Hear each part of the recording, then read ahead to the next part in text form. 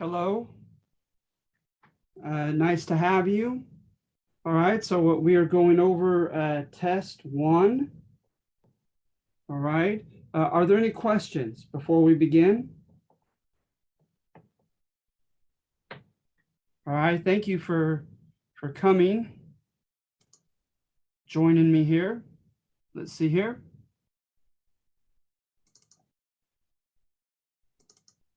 All right, so what we have here, right, are, let's see here. Review, get their name down.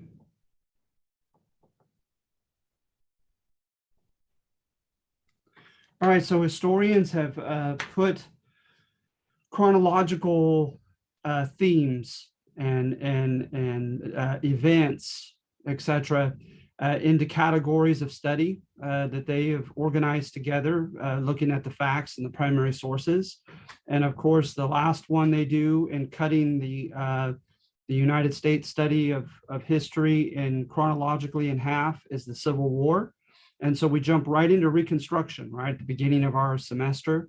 And with Reconstruction, right, it's vital to at least have a basic familiarity with the Civil War as context to the event, to the topic.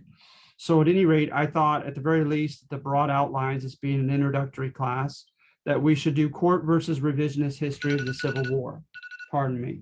So at any rate, so for instance, with court history, right? Remember, court history adheres to American exceptionalism. It's like if an emperor asked a court scribe to write a history of him or her and of his or her kingdom, what would it look like? That historian, right? That court scribe, if he or she wanted to keep his or her head, they would select facts, they would organize and interpret facts and present them in such a way that justify and praise everything that emperor has done, right? So hence with court history of the US, it's the same thing. So they praise the winners, right? Those who politically, economically, and socially won. And so when you get into the Civil War, obviously the winners were the Union, the federal government, or also known as the North, right? Because the northern states largely voted Republican. Although I don't know about that, but primarily voted Republican and outnumbered the southern states 19-11, and were able to defeat them. But at any rate, in the 1860 election, and so at any rate, the North is going to win. They're going to force the Confederate states back into the Union, and court history is going to praise that effort, and they're going to make it not look. They're going to make it look exceptional. Right. And so what is not exceptional? Fighting over power, fighting over resources, right? There's nothing romantic about that. And so instead, right, they portray it as a crusade, as a moral crusade to live up to the rhetoric of the founding fathers. When you look at the Revolutionary War and you look at the ideological foundations of it, and some people say it was just propaganda, but whatever your take is on it, what were the proclaimed sources of inspiration for the Revolutionary War? Well, you look at the French Enlightenment, you look at the Religious Great Awakening, you look at the Scottish Libertarian Enlightenment. None of them really, I would say, are ideologically consistent with slavery. Their logical conclusions would be against slavery and for human and civic rights. But particularly human rights, natural rights.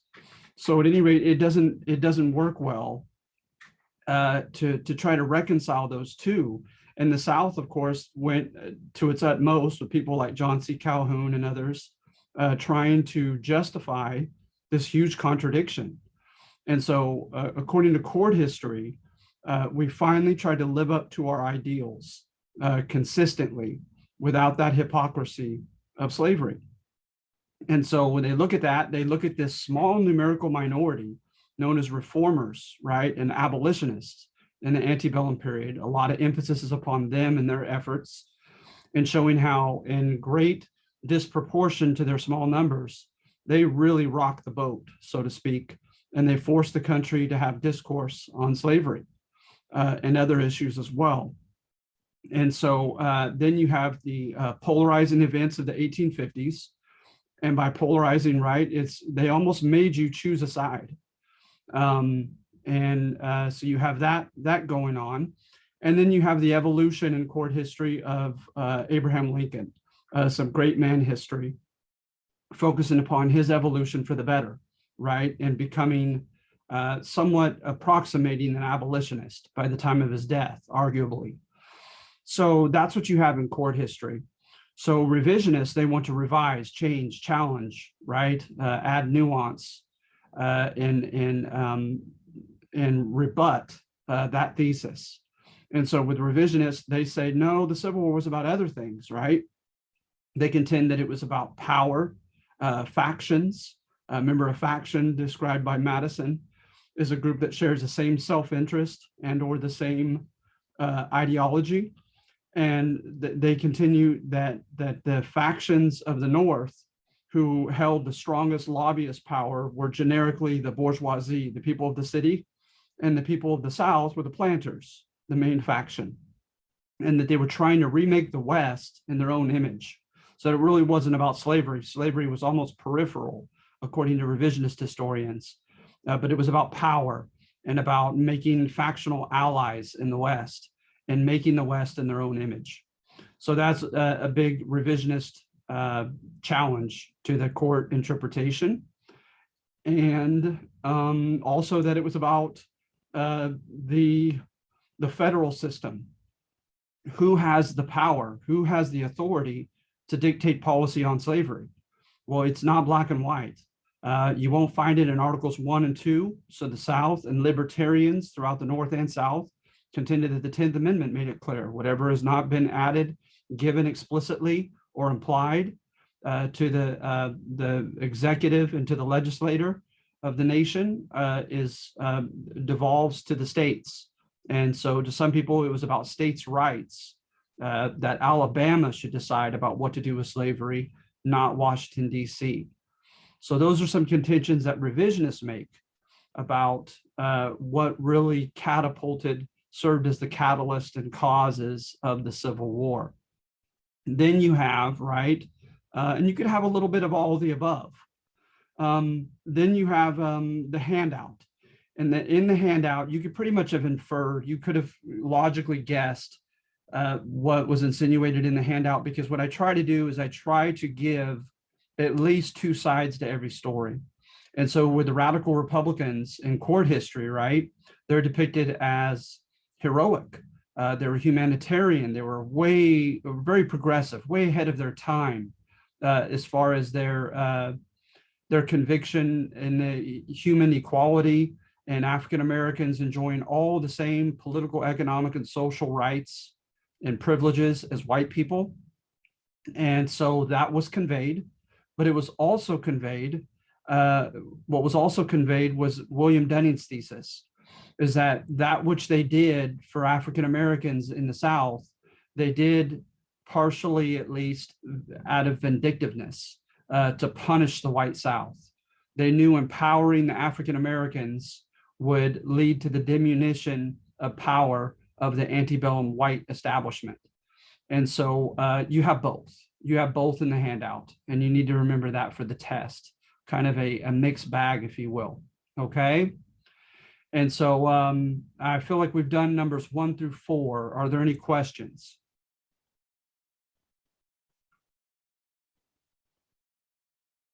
All right. So African-American agency, that comes after the Civil Rights Movement. And with the Civil Rights Movement, they contended, right, that African Americans, conflict history depicts them as victims, and it tries to elicit our sympathy for them. But they want to go a step further than that, right? Because they feel like it's condescending to just simply depict the African Americans as passive victims, that they are moral human agents who have the power of volition, of choice, and of free will. And they made decisions that mattered, even when they were in as seemingly as a helpless situation as slaves. So you look at instances in which they made decisions, they chose to do things that mattered that helps, steer the course of events. So they rebelled on the plantations. The number one, it seems like numerically, way in which they rebelled was running away, absconding. They followed the Union Army. They joined the Union Army.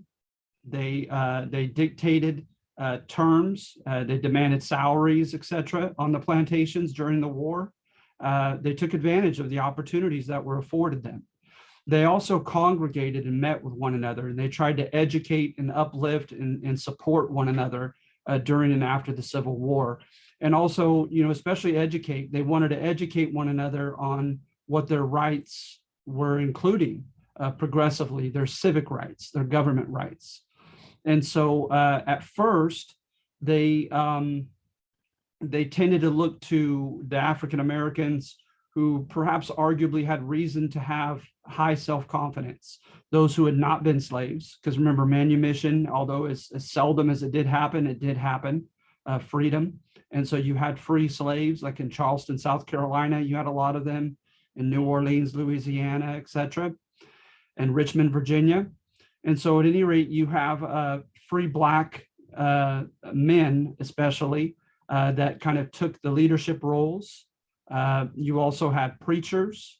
You had Union soldiers. You could imagine how, experiencing the life of a soldier and fighting for the Union enhanced their self-esteem and their sense of importance in the African-American community.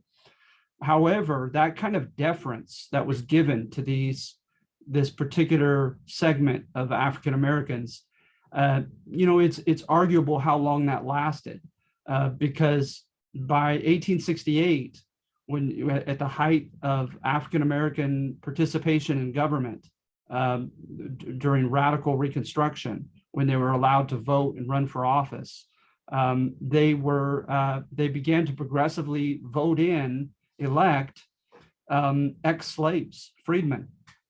And so that kind of deference, as you see on option D, that did not last.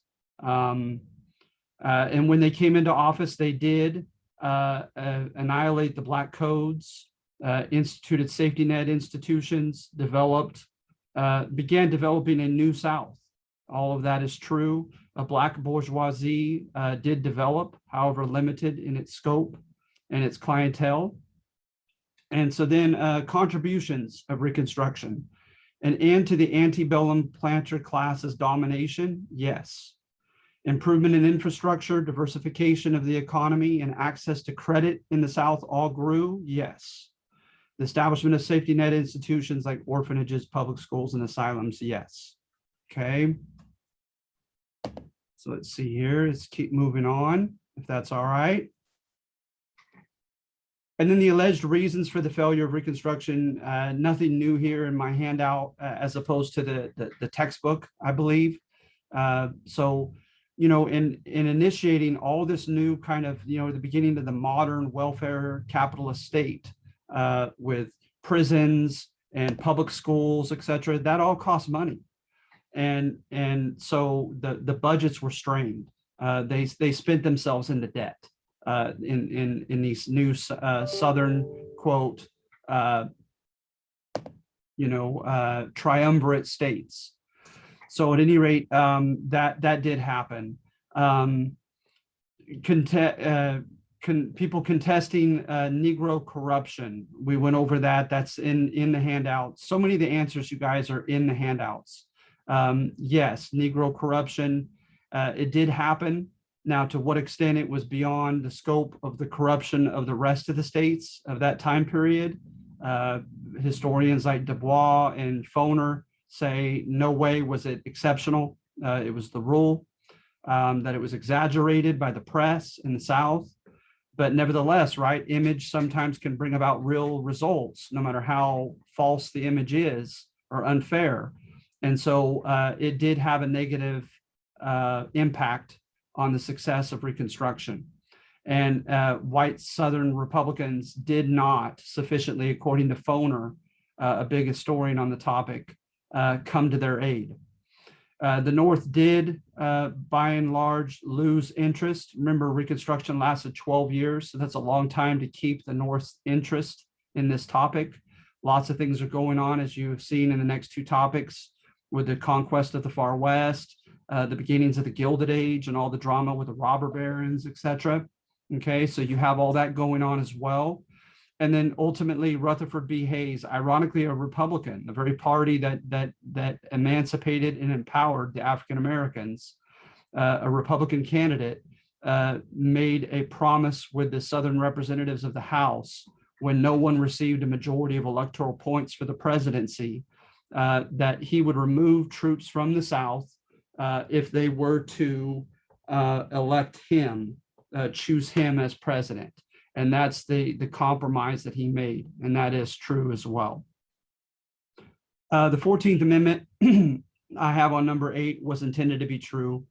I think I could have done a better job at defining it, but yeah, that was intended to be true. 14th Amendment was huge.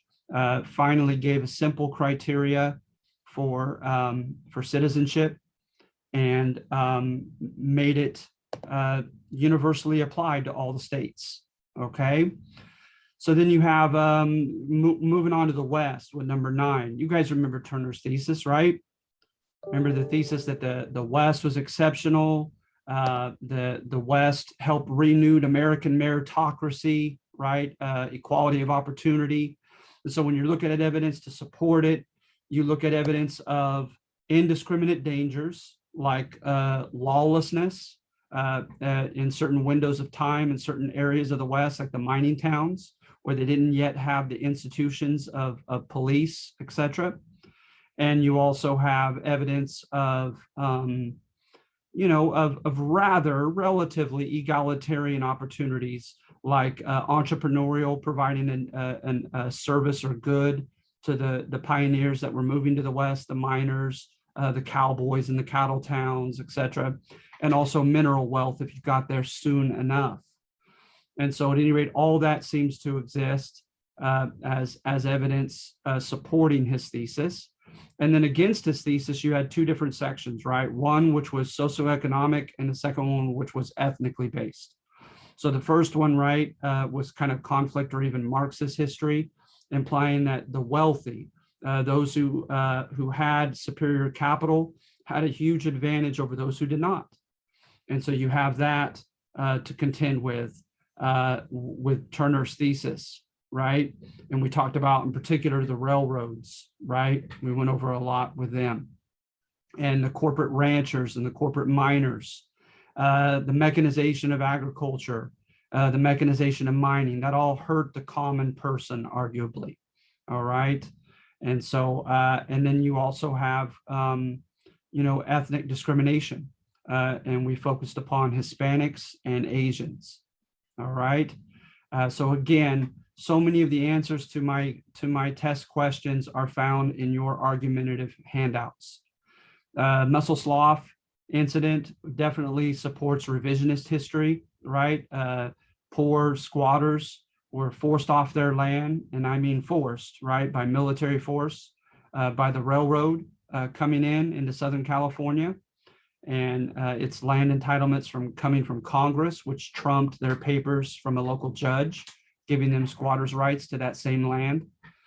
And then Hispanics in the West, again, like African Americans, with Chicano history, with Rodolfo Acuna, Felipe Armesto Diaz, and other historians.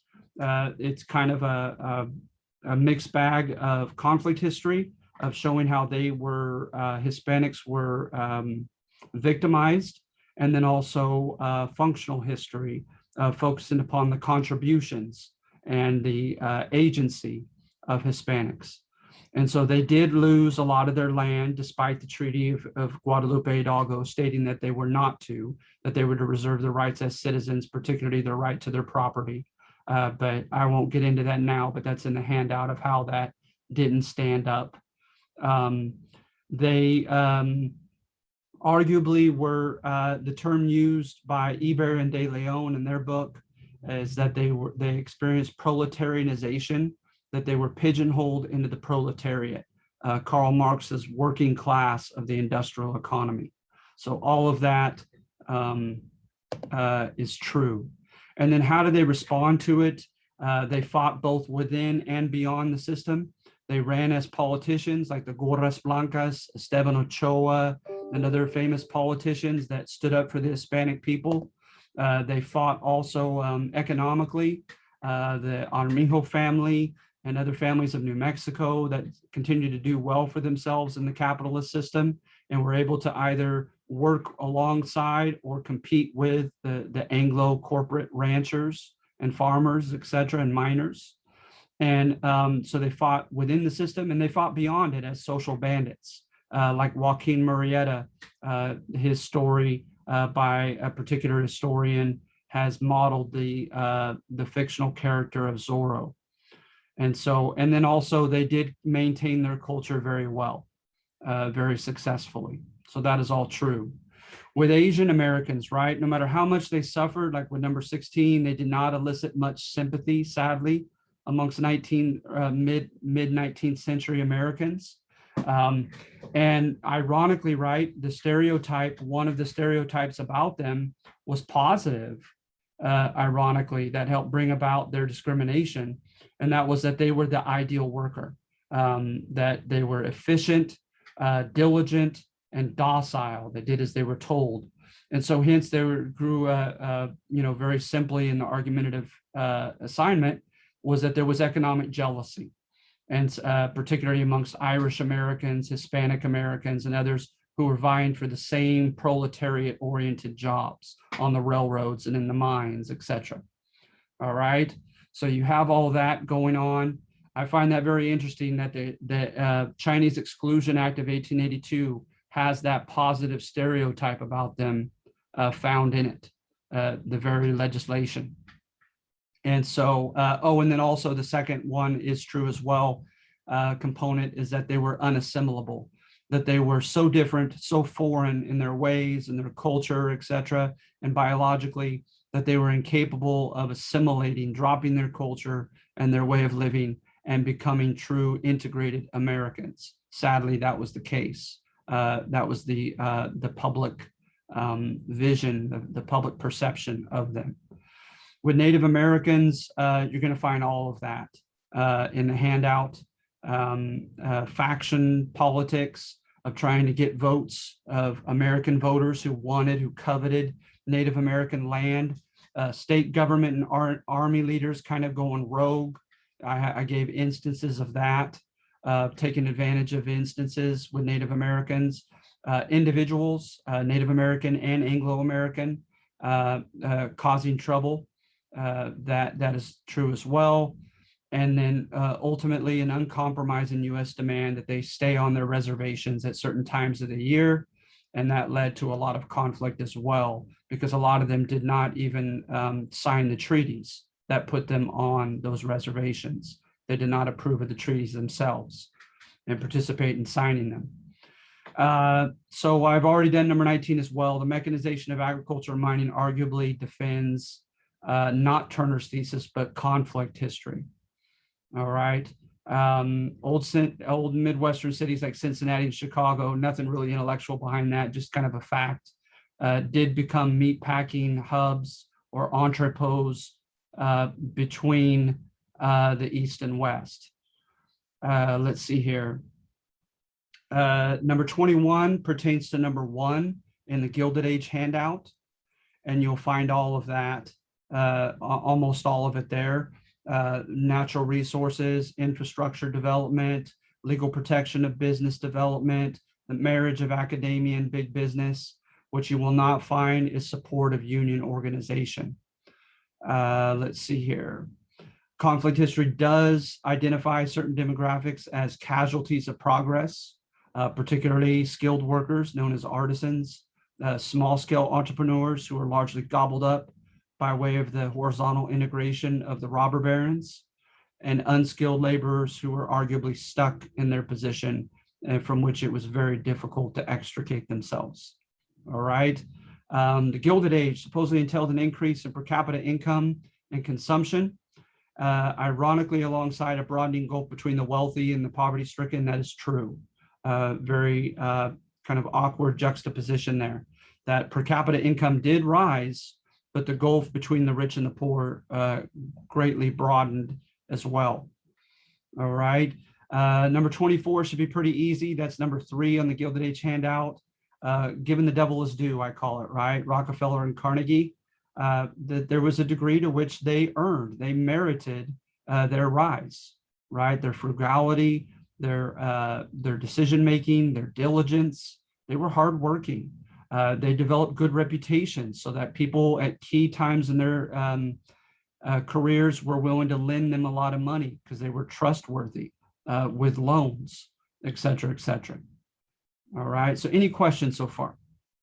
I know I'm talking pretty quickly. I'm sorry. All right. And conflict history, when it looks at that which what the robber barons did, right? Would it see it as emblematic of a fair capitalist system? Remember, Marxist history is an example of conflict history. So no, it would not, right? It would see it as inherently parasitical and unfair. Okay, let's see here. The alleged accusation that the United States was becoming in the mid to late 1800s a plutocracy, a rule by the rich, right? You see a judicial trend. You have that in the handout. Again, so many of the answers are found in the handouts. State governors and presidents' tendency to intervene in labor strikes against the strikers, absolutely. Lukewarm enforcement of the Interstate Commerce Act and Sherman Antitrust Act, yes, right? But also, according to that argument, it was support for tariffs, not opposition to tariffs. That's part of the plutocracy argument because the tariffs, the import tariffs, largely helped big business, okay? The Interstate Commerce Act and the Sherman Antitrust Act were regulatory measures. They were not laissez-faire, okay? Government let it be. They were a break from that. But the argument is that they were weakly enforced, all right? The Wabash versus Illinois decision was utilized in the handout to convey an evolving Republican Party platform that increasingly opposed laissez-faire principles in favor of stronger government intervention. No. Remember that decision?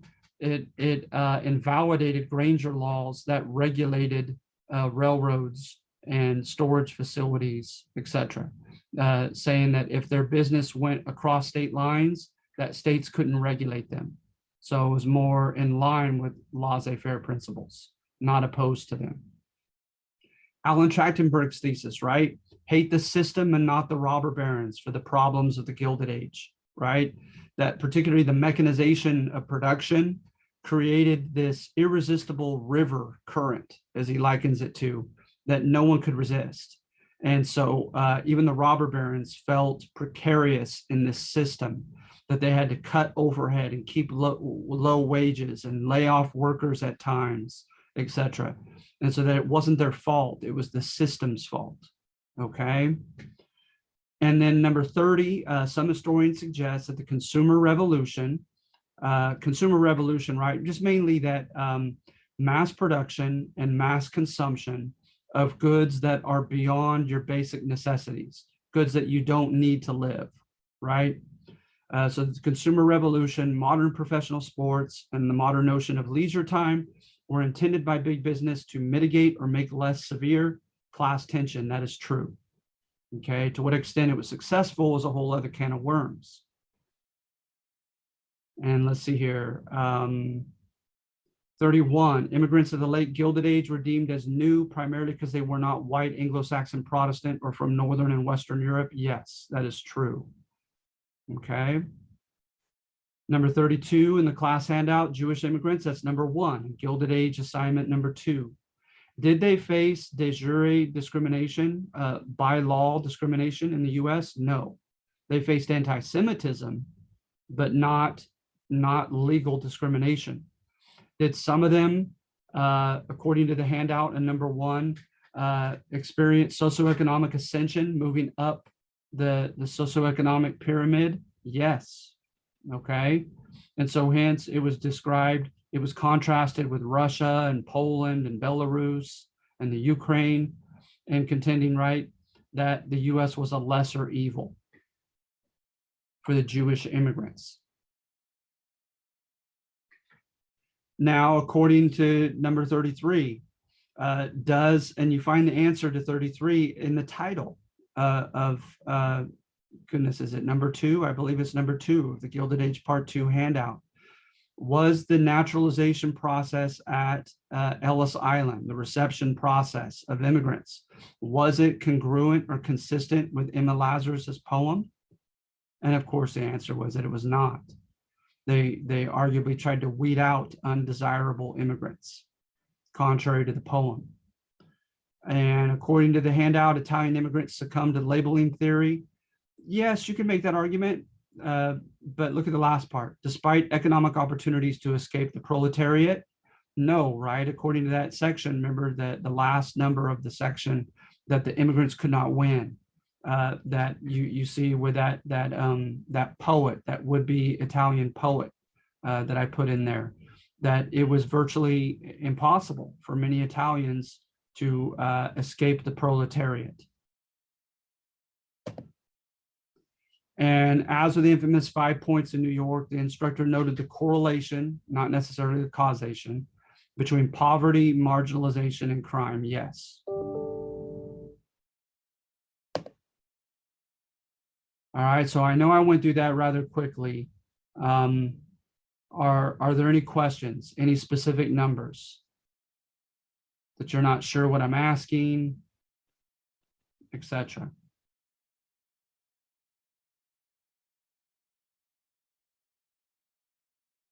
All right.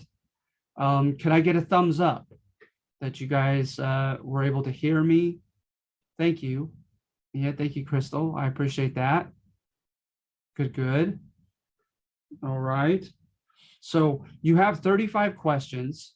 I give you the last 15 to make it out of 50 as a curve. And I'm going to give 5, maybe even 10 more points to you guys. So you guys are going to get 20 to 25 points added to your raw score. And remember also on test 1 alone, you have multiple submissions allowed. That won't be the case for test 2 and 3.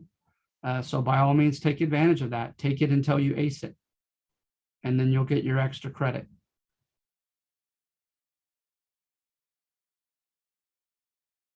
All right. So if there aren't any other questions, I know I kind of zoomed through that. I'm finished. All right. So you guys have until Sunday night to do this. Please, by all means, take your time or get it done with. Don't forget that your first 3 quizzes are due November 7th.